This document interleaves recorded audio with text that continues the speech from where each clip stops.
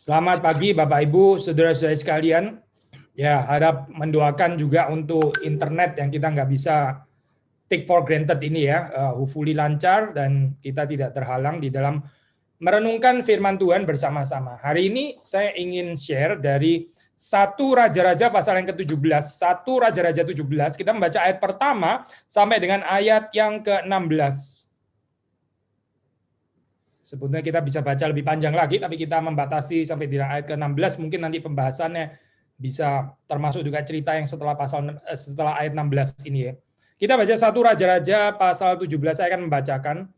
Lalu berkatalah Elia orang Tisbe dari Tisbe Gilead kepada Ahab, demi Tuhan yang hidup, Allah Israel yang kulayani, sesungguhnya tidak akan ada embun atau hujan pada tahun-tahun ini, kecuali kalau kukatakan. Kemudian datanglah firman Tuhan kepadanya, pergilah dari sini, berjalanlah ke timur, dan bersembunyilah di tepi sungai Kerit di sebelah timur sungai Yordan. Engkau dapat minum dari sungai itu, dan burung-burung gagak telah kuperintahkan untuk memberi makan engkau di sana. Lalu ia pergi dan ia melakukan seperti firman Tuhan. Ia pergi dan diam di tepi sungai Kerit di sebelah timur sungai Yordan. Pada waktu pagi dan petang, burung-burung gagak membawa roti dan daging kepadanya, dan ia minum dari sungai itu. Ayat 7, tetapi sudah beberapa waktu, sungai itu menjadi kering, sebab hujan tiada turun di negeri itu. Maka datanglah firman Tuhan kepada Elia, bersiaplah pergi ke Sarfat yang termasuk wilayah Sidon, dan diamlah di sana. Ketahuilah, aku telah memerintahkan seorang janda untuk memberi engkau makan. Sesudah itu ia bersiap lalu pergi ke Sarfat. Setelah ia sampai ke pintu gerbang kota itu, tampaklah di sana seorang janda sedang mengumpulkan kayu api. Ia berseru kepada perempuan itu, katanya, cobalah ambil bagiku sedikit air dalam kendi supaya aku minum. Ketika perempuan itu pergi mengambilnya, berseru lagi, cobalah ambil juga bagiku sepotong roti. Perempuan itu menjawab, demi Tuhan Allahmu yang hidup, sesungguhnya tidak ada roti padaku sedikit pun kecuali segenggam tepung dalam tempayan dan sedikit minyak dalam buli-buli. Dan sekarang aku sedang mengumpulkan 2-3 potong kayu api, kemudian aku mau pulang dan mengolahnya bagiku dan bagi anakku, dan setelah kami memakannya, maka kami akan mati. Tetapi Elia berkata kepadanya, janganlah takut, pulanglah, buatlah seperti yang kau katakan, tetapi buatlah lebih dahulu bagiku sepotong roti, bundar kecil daripadanya, dan bawalah kepadaku, kemudian barulah kau buat bagimu dan bagi anakmu. Sebab beginilah firman Tuhan Allah Israel, tepung dalam tempayan itu tidak akan habis, dan minyak dalam buli-buli itu pun tidak akan berkurang sampai pada waktu Tuhan memberi hujan ke atas muka bumi. Lalu pergilah perempuan itu dan berbuat seperti yang dikatakan Elia. Maka perempuan itu dan dia serta anak perempuan itu mendapat makan beberapa waktu lamanya. Tepung dan tempayan itu tidak habis, dan minyak dalam buli-buli itu tidak berkurang, seperti firman Tuhan yang diucapkannya dengan perantaran Elia. Sudah melihat sedikit ya, itu 17, 18, 19 ya, di situ ya kita membaca kemudian anaknya mati, dan lalu Elia itu berdoa kepada Tuhan, dan kemudian Tuhan mengembalikan anak yang mati itu. Demikian di dalam cerita berikutnya. Mari kita masuk dalam doa. Tuhan, berkatilah perenungan pagi hari ini, meskipun kami terbatas secara jarak, tapi kami boleh dipersatukan, dan terutama jemaat Tuhan yang Tuhan kasih, dimanapun kami berada, dan kami berdoa supaya kami menangkap apa yang menjadi isi hati Tuhan, kehendak Tuhan khususnya boleh menguatkan kami di dalam saat-saat yang sulit seperti sekarang ini. Tolong hamba-Mu berikan kalimat-kalimat yang ada bijaksana dari Tuhan, yang sungguh berasal dari Tuhan dan boleh menguatkan, boleh menghibur, dan juga menegur bahkan kami semua. Demi Yesus Kristus kami berdoa. Amin. Nah, sudah kita membaca bagian ini ya, kita harus membacanya di dalam konteks profil, konteks dari ya penulisan kitab Raja-Raja ini ya. Kita tahu saya di dalam bagian ini itu Elia itu adalah nabi Allah ya, dan sedang berpolemik, sedang berperang dengan Baal ya. Jadi ini Yahweh versus Baal, lalu terus kemudian ada Elia yang mewakili Yahweh dan nabi-nabi Baal. Kita tahu ya cerita yang sangat terkenal itu ya, maksudnya pertempuran di atas Gunung Karmel misalnya itu. Nah, bagian ini sih belum masuk ke dalam bagian itu maksudnya kita belum membaca bagian itu ya. Tetapi ini sudah mengantisipasi, maksudnya konteks saya di sini adalah peperangan antara Yahweh dan Baal. Baal itu saudara percaya itu ada Baal itu kita tahu bahwa orang-orang yang menyembahnya itu percaya ya bahwa Baal ini adalah dewa yang bisa memberikan hujan ya, memberikan hujan, terus dengan demikian juga termasuk bisa memberikan kesuburan ya. Tetapi ya waktu kita membaca di dalam ayat pertama ini ya, ini saja sudah menjadi satu polemik terhadap Baal. Waktu Elia itu mengatakan ya kepada Ahab ya, demi Tuhan yang hidup Allah Israel yang kulayani, sesungguhnya tidak akan ada embun atau hujan pada tahun-tahun ini kecuali kalau kukatakan. Jadi apa maksudnya di sini, Saudara? Maksudnya dengan perkataan ini mau mengatakan bahwa yang menurunkan hujan itu bukan Baal, tapi Yahweh. Yang mencegah, yang bisa mencegah hujan itu turun, itu juga adalah Yahweh. Jadi bukan Baal, melainkan Yahweh. Nah, dari sini saja supaya kita bisa merenungkan ya di dalam kehidupan ini, kita juga bisa ada banyak berhala seperti Baal ini yang tadinya kita pikir bisa menolong kita ya di dalam saat-saat sebelum COVID misalnya gitu ya. Kita percaya kepada kekuatan ini ya, kekuatan keamanan, kekuatan kekuatan medis ya, kekuatan makanan yang kita makan, kekuatan uang kita ya bisa memberikan fasilitas hidup yang membuat kita bisa lebih sehat gitu ya. Mungkin bahkan kekuatan tempat yang kita tinggal yang enggak sepolusi Jakarta mungkin ya. Kekuatan kekuatan keluarga kita dan sebagainya. Bisa ada kekuatan yang menyerupai dewa Baal gitu. Tapi ternyata terbukti tidak efektif. Hanya Tuhan dan hanya Tuhan saja yang bisa menurunkan hujan dan yang juga bahkan berkuasa untuk mengatakan tidak kepada hujan. Nah, sudah di dalam kepercayaan ini ya, kepercayaan Baal itu kita tahu ada periode ya, ada periode itu di mana Baal itu mesti submit, mesti tunduk ya kepada dewa kematian namanya Mot ya.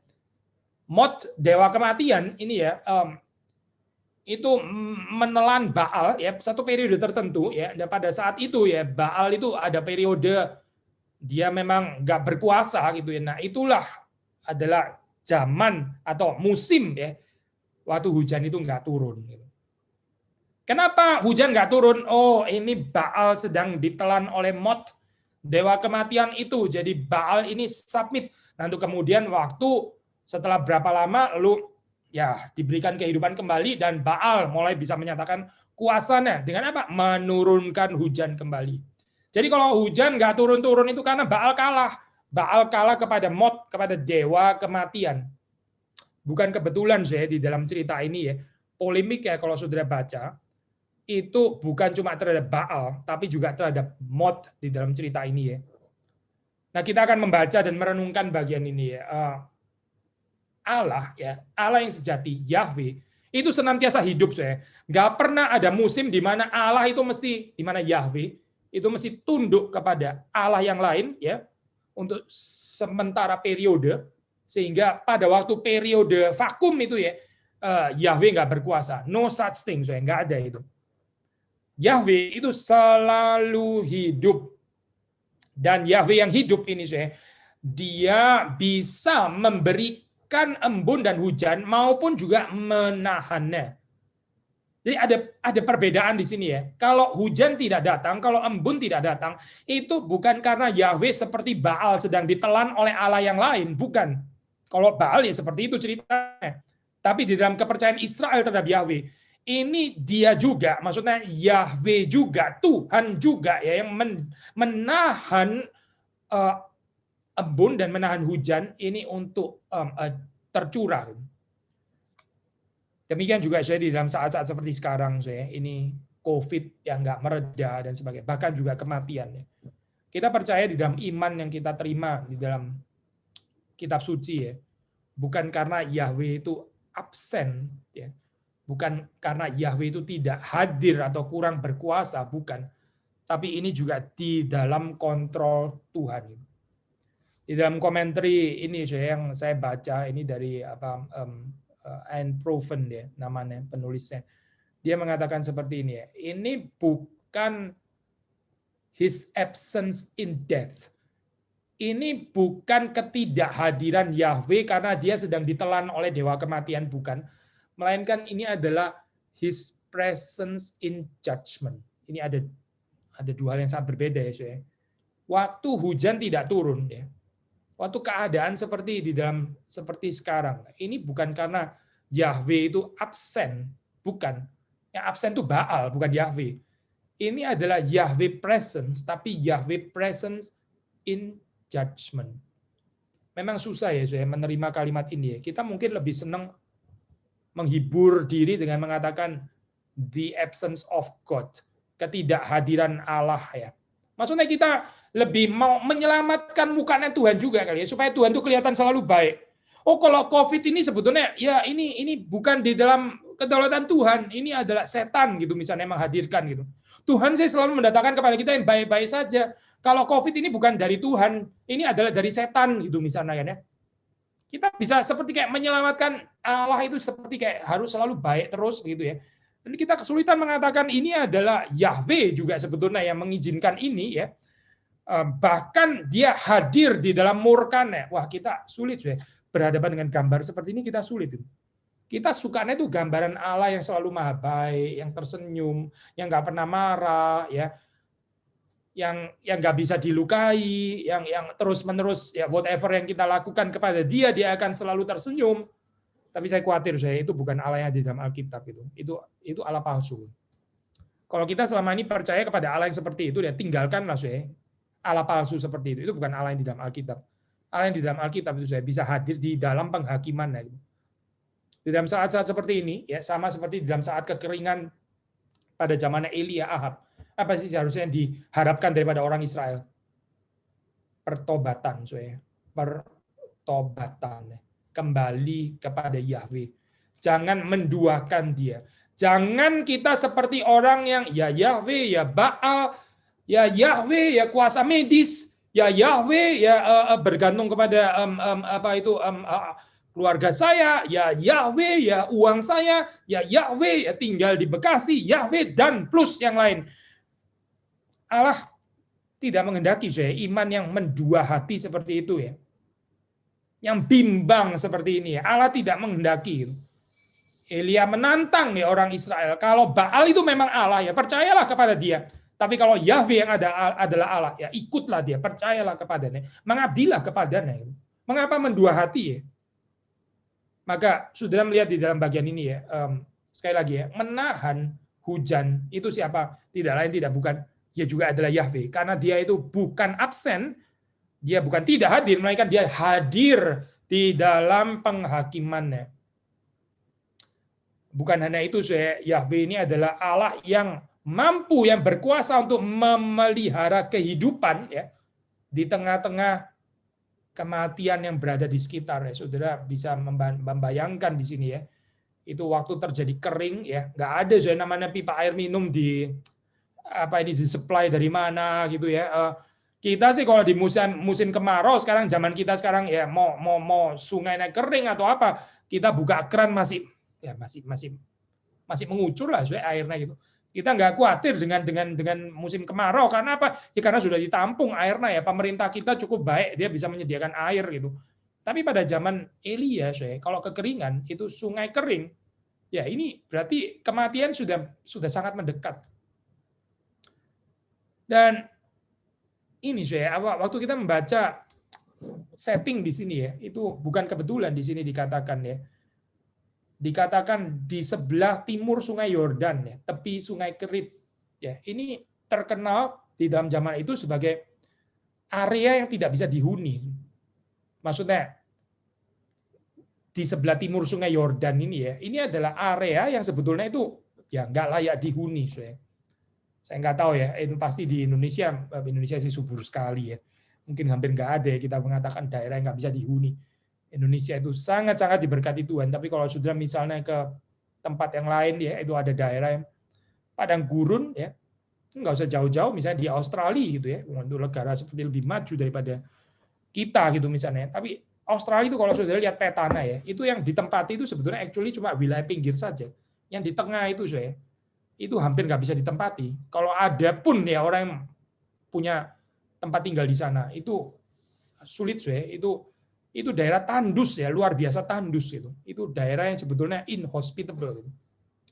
Nah, ini saya daerah sebelah timur Sungai Yordan. Ini adalah daerah yang seperti ini ya.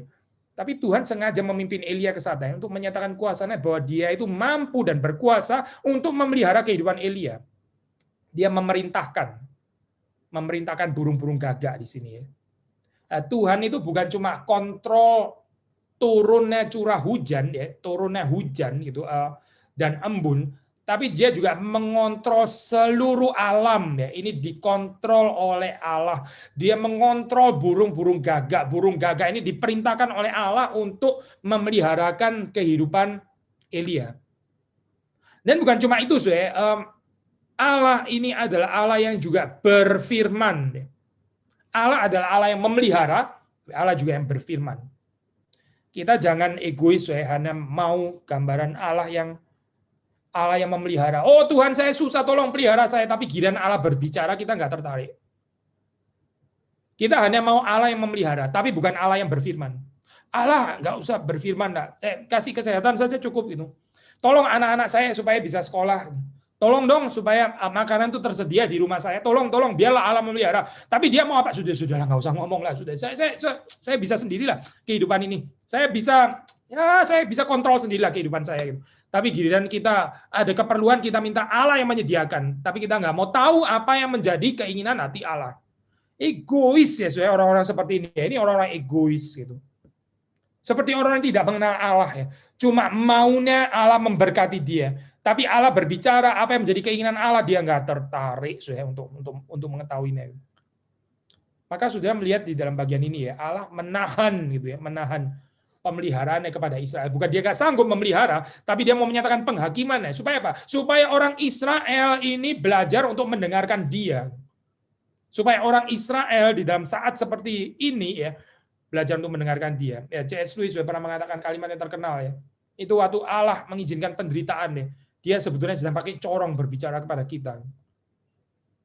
Bukan bahwa Tuhan itu seringkali sukanya itu pakai corong gitu ya. Selalu setiap kali ngomong tuh teriak-teriak kepada kita. Dia bukan Allah yang seperti itu. Dia juga adalah Allah yang bisa berbicara dalam kelemah lembutan. Tentu saja gitu. Dan bahkan lebih sering dia berbicara dalam kelemah lembutan. Tetapi karena kekerasan hati saudara dan saya, sampai Tuhan itu ada saatnya dia itu harus bicara itu pakai corong. Nah, C.S. Lewis bilang, apa itu? Kapan? Yaitu waktu terjadi penderitaan nih. Waktu terjadi penderitaan, itulah saat ya.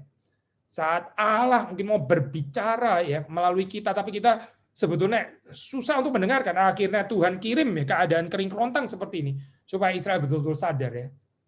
Sebetulnya Allah itu tidak bisa dipermainkan. Kita nggak bisa ignore, kita nggak bisa mengabaikan perkataannya begitu saja, tidak bisa. Tapi ada pertobatan yang dituntut dari kehidupan kita, dari kehidupan saudara dan saya.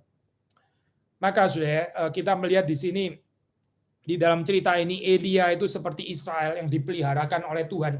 Ini mengingatkan kita pada cerita di kitab Keluaran. Ya. Israel itu di padang gurun, ya, di tempat yang kering juga, ya, nggak ada hujan juga, tapi dipelihara oleh Tuhan yang diberikan mana, ya. Mana dan daging. Dan di sini juga saudara membaca Elia juga diberikan mana dan daging, ya, seperti Israel. Ini mengingatkan kita kepada Allah yang tidak pernah gagal di dalam memelihara umatnya, di dalam memelihara anak-anaknya, yang tidak pernah gagal dan tidak akan gagal memelihara saudara dan saya. Nah, lalu kemudian kita membaca di sini, setelah akhirnya sungai Kerit itu kering juga, kemudian setelah menjadi kering, firman Tuhan kepada Elia, dia disuruh untuk pergi ke Sarfat yang termasuk wilayah Sidon. Nah, Alkitab itu kalau memberikan geographical information seperti ini ya, seringkali itu ada artinya, bukan cuma sekedar kayak penggambaran novel gitu ya, yang nggak ada artinya, ya daun-daun berguguran, lalu kemudian matahari sedang terik-teriknya dan sebagainya, itu seringkali cuma penggambaran setting saja. Tapi Alkitab itu bukan cara penulisan seperti itu gitu, yang buang-buang lines, buang-buang baris perkataan untuk sesuatu yang nggak ada artinya. Kenapa di sini dikatakan di sini ya ke Sarfat termasuk wilayah Sidon. Nah, soalnya kalau kita membaca di dalam komentari, Sidon ini adalah pusat penyembahan Baal. The very heartland ya. Ini adalah jantungnya ini ya Pak. Seperti Yerusalem gitu. Baal disembah ya di sini di daerah Sidon ini gitu. Wilayah Sidon dan Elia mesti pergi ke sini. Apa sih ini artinya Nah, kita mesti mengerti ya di dalam pada zaman dulu itu orang berpikir konsep Allah itu teritorial. Oh, Yahweh itu Allah anak Israel, dia berkuasa di Israel gitu misalnya. Tapi begitu keluar dari itu, nah itu ganti dewa. Nah, saudara bisa membaca itu di dalam ini ya. Apa itu cerita Naaman ya. Menarik kan ya, cerita Naaman di dalam ketidaksempurnaannya setelah dia disembuhkan kan dia bawa tanah. Dia bawa tanah dari Israel kan ya. Dia bawa ke tempat di mana dia tinggal di sana ya. Karena apa? Tanah itu maksudnya apa saya? Tanah mewakili ini Yahweh berkuasa di sini. Jadi saya bawa tanah ini ya ke tempatku dan di sana berarti apa saya? Saya masih mau menikmati kekuasaan daripada Yahweh, Allah Israel itu ya. Di dalam pemikiran dia yang sangat terbatas ya. Karena apa ya? Karena konsep dewa pada saat itu teritorial, teritorial, ada daerahnya. Nah, ya bisa saja ya orang terus berpikir, oh Yahweh itu ya berkuasa, dia sangat berkuasa, tapi berkuasa di Israel. Tapi ini, ini teritori lain ya gitu. Tapi di sini yang mau dinyatakan ya oleh penulis kitab Raja-Raja ini adalah bahwa Yahweh juga berkuasa, bahkan di pusat penyembahan Baal. Yahweh juga memiliki kuasa di sini. Dia bukan powerless. Dia terus kemudian bukan menjadi Allah yang tidak berkuasa lagi, tapi dia juga menyatakan kuasanya di sana. Nah, daerah ini seperti kita baca juga di dalam cerita, kan ya, deeply affected ya, sangat dipengaruhi, sangat terkena imbas dari kekeringan ini. Tuhan itu ya, Tuhan dia memang bisa mendatangkan ini ya, menahan hujan, mendatangkan kekeringan ini. Tapi dia juga sanggup untuk menahan kematian. Tuhan itu Tuhan yang berkuasa ya, yang bisa mengizinkan penderitaan, sakit, penyakit, kematian itu ya terjadi. Tapi Tuhan juga adalah Tuhan yang sanggup untuk menahan kalau dia tidak menghendaki ya. Kematian itu terjadi dalam kehidupan kita atau keluarga kita kalau dia tidak menghendaki. Bukan karena dia tidak berkuasa waktu kematian itu terjadi, karena memang dia menghendakinya. Dia bisa mempertahankan kehidupan. Dia sanggup sudah untuk melakukan itu karena dia adalah Allah yang berkuasa. Kalau sampai kita ya, saudara dan saya atau anggota keluarga kita memang mesti dipanggil Tuhan ya, memang karena Tuhan menghendakinya, bukan karena Tuhan tidak berkuasa, bukan karena Tuhan itu menyerah kepada the power of nature, tidak saya, tapi memang Tuhan menghendakinya demikian. Saudara membaca di dalam cerita ini ya, kalau di dalam cerita ini ya ada cerita tentang kematian juga, tapi terus kemudian juga ada kebangkitan. Di dalam cerita ini ya ada cerita di mana janda ini yang sebetulnya sudah yakin banget sih bahwa dia setelah makan ya satu genggam tepung yang akan dijadikan roti, setelah itu dia makan dan ini terakhir kalinya dia akan mati gitu. Tapi ternyata Allah itu mau ya bukan hanya janda ini tidak mati, tapi dia dipakai oleh Tuhan ya untuk memeliharakan Nabi Elia. Nah, kalau tadi di dalam cerita sebelumnya Tuhan memerintahkan burung gagak ya untuk memelihara kehidupan Elia. Nah, di sini Allah memerintahkan janda ini ya melalui Elia memang ya.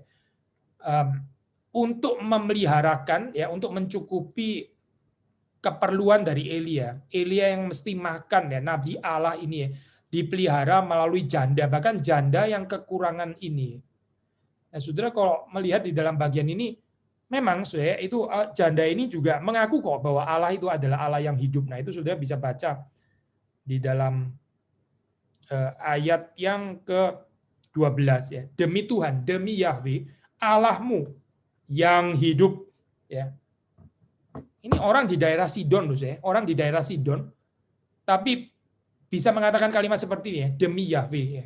Dia tahu Allahnya orang Israel itu adalah Yahweh namanya ya. Dan bahwa Yahweh itu adalah Allah yang hidup.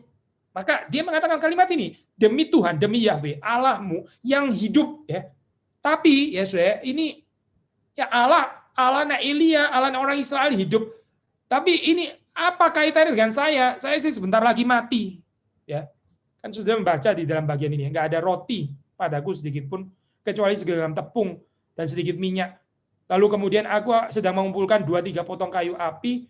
Lalu kemudian aku mau pulang mengolahnya bagiku dan bagi anakku. Setelah kami memakannya, maka kami akan mati. Menes ya, sedih sekali cerita ini. Allah hidup, Allah Israel itu hidup. Ya, Allah Israel itu hidup, Allah yang hidup. Ya betul, setuju, Allah yang hidup. Tapi saya akan mati anyway. Gitu. Tapi saya sebentar lagi juga akan mati. Gitu. Itu kayak gak ada kaitannya ya. Allah yang hidup, tapi terus kemudian saya mati. Lalu terus bagaimana? Ya Allah hidup, ya sudah. Ya Allah yang hidup. Saya kan bukan, ya saya akan mati. Gitu. Jadi kayaknya nggak make any difference gitu ya. Nggak membuat perbedaan di dalam kehidupan janda ini. Entah Yahweh itu adalah Allah yang hidup, atau Baal yang ditelan oleh dewa kematian itu tadi yang namanya Mot.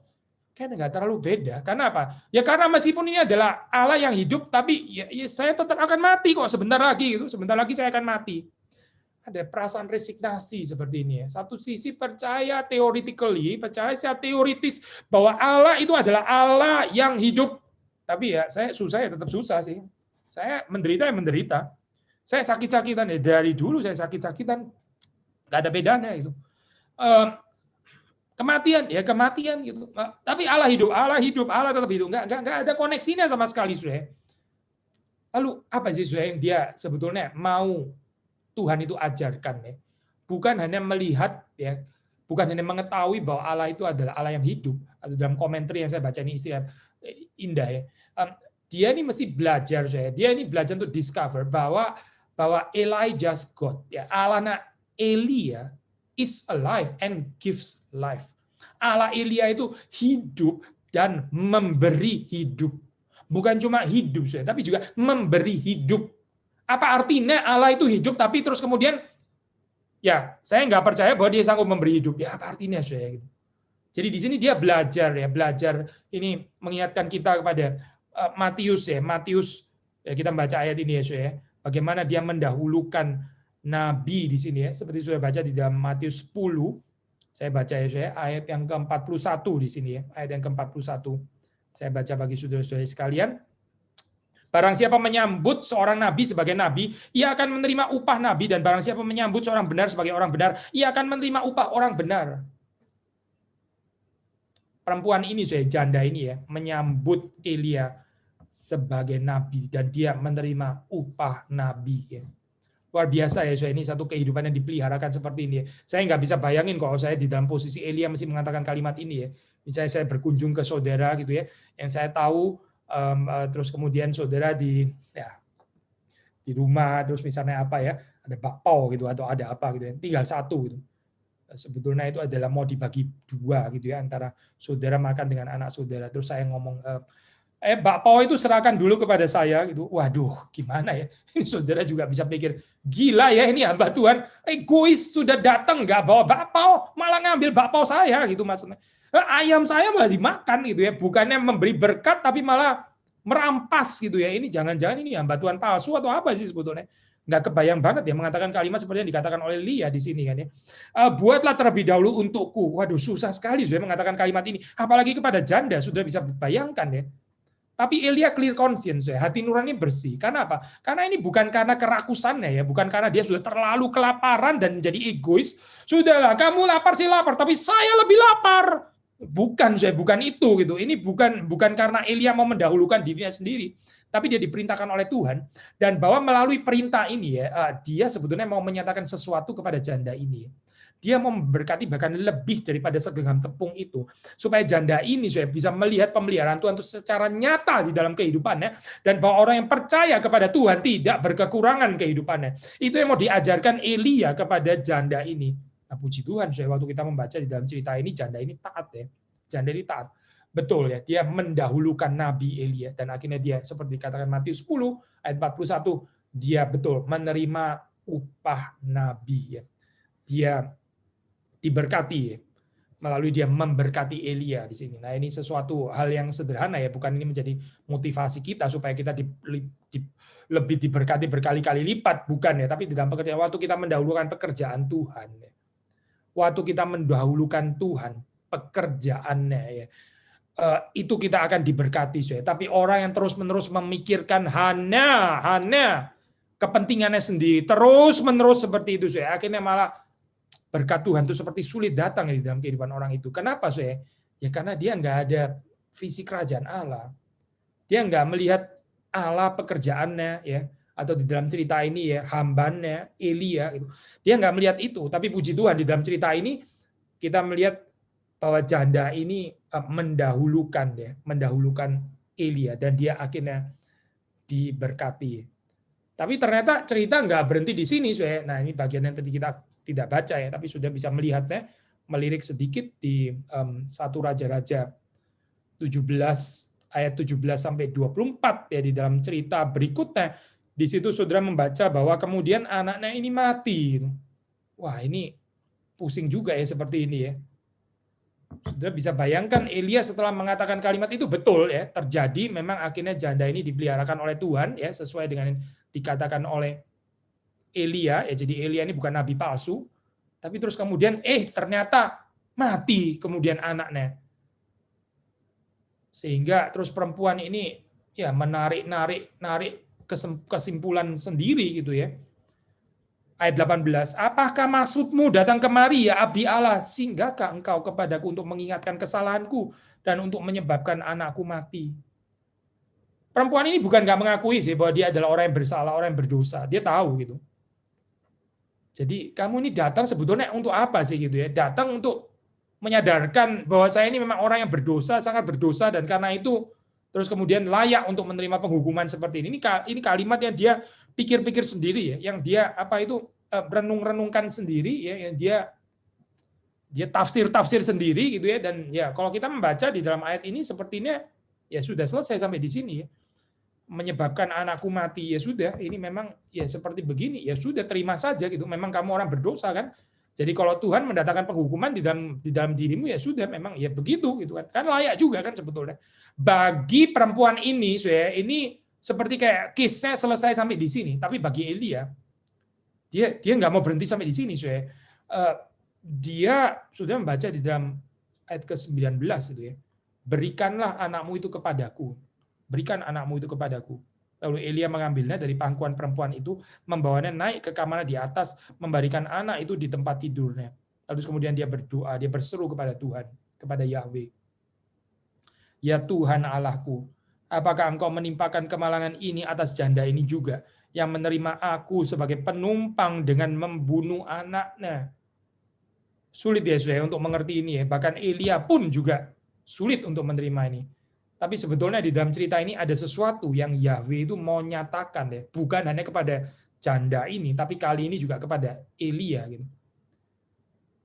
Kalau tadi misalnya di dalam cerita yang pertama ya, kita bisa merekonstruksi karena Elia ya tahu waktu dia mengatakan gitu ya, waktu dahulukan saya, setelah itu kamu, dia sendiri tahu bahwa nanti Tuhan pasti memang akan mencukupi gitu kan. Oh, dia sendiri yang mengatakan kalimat ya, pasti dia juga percaya kan ya.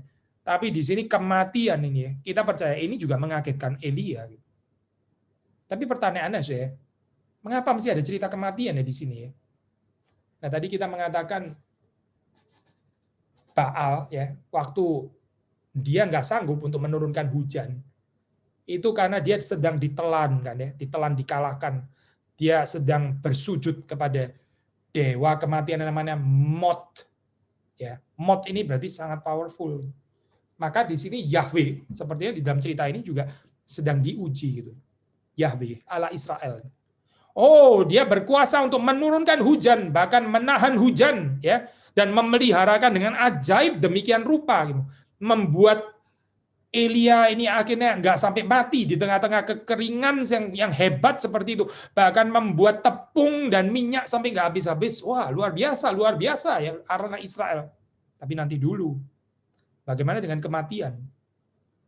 Jangan-jangan dia juga sembah sujud sama seperti Baal yang sembah sujud kepada Mot. Maka cerita ini mau menyatakan apa? Mau menjawab satu pertanyaan tantangan, adakah ya border, adakah wilayah di mana Yahweh itu nggak berkuasa untuk melintasinya? Adakah satu realm, adakah satu wilayah di mana Yahweh itu nggak bisa lagi berkuasa di sana? Apa itu? kematian misalnya, kematian. Kalau dia bisa mengalahkan Baal, oh bagus mengalahkan Baal, tapi bisakah dia mengalahkan maut? Bisakah dia mengalahkan kematian? Yang Baal saja mesti sembah sujud kepadanya. Nah, saudara membaca di dalam cerita ini ya, singkat kata adalah Yahweh berkuasa. Yahweh tidak sembah sujud kepada maut, kepada kematian. Apa sih penghiburan untuk saat kita sekarang ya? Kita membaca sekeliling kita ya, ini berita kematian seperti kayak sudah sehari-hari saja ya. Ya bukan cuma sehari-hari ya. Ini yang sehari-hari sekarang adalah orang yang di sekitar kita gitu. Bukan orang yang jauh di daerah kekeringan di Afrika sana, ya itu juga sehari-hari berita seperti itu bisa saja kita dengar gitu ya. Ada orang tertimpa bencana di mana gitu ya, wah jauh sekali. Sekarang bukan, saya ini adalah orang-orang yang bahkan masih ada relasinya dengan kita. Dan cukup frequent seperti yang cukup sering kita mendengar hal seperti ini ya. Maka iman kita ya kepada Yahweh, kepada Tuhan, kepada Allah yang maha hidup dan yang sanggup menghidupkan, ini menghibur kita. Needless to say, ini menunjuk kepada Yesus Kristus ya, waktu kita membaca cerita kebangkitan seperti ini.